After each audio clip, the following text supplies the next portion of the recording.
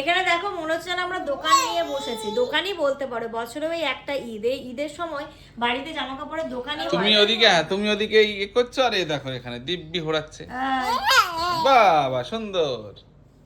পিটুনি দেবো, বুঝতে পারলে? দেখো নাও না ফটাফট নাও সাপি নাও। পিটুনি দেবো। চলো এখন এইগুলোকে ফোল্ড করবো, তাবু নিজের পার্ট গুলো ফোল্ড করে নিয়েছে। এটা আমারটা কর, আর এই যে এটা একটা কর।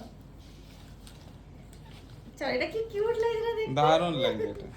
কি কিউট দেখতে, সুন্দর না? টপটা খুব সুন্দর লাগছে দেখতে।